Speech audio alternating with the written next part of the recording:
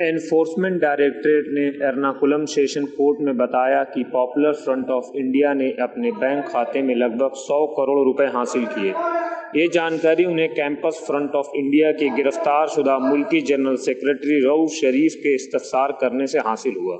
اور E D کا کہنا ہے کہ ہمیں اس کی تحقیق کرنی ہوگی کہ کون ہے جو فنڈ بھیج رہا ہے،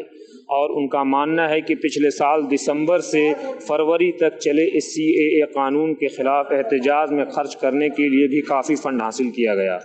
ای ڈی نے یہ بھی بتایا کہ رؤوف شریف نے ہی صحافی صدیق کپن کو ہاتھرس بھیجا تھا تاکہ وہاں دنگا بھڑکایا جا سکے، جس کی تحقیق ہونی چاہیے۔ حالانکہ اتر پردیش پولیس نے اسے گرفتار کر لیا۔ رؤوف شریف نے عدالت میں بتایا کہ وہ عمان میں ایک تیل برآمد کی کمپنی کا مالک ہے اور اسی کمپنی کے ذریعے ہی فنڈ بھیجا جاتا تھا، اور اس نے یہ بھی کہا کہ حراست میں اسے ذہنی اذیت دی جا رہی ہے، جس پر عدالت نے ای ڈی کو ایسا نہ کرنے کی سخت ہدایت دی ہے۔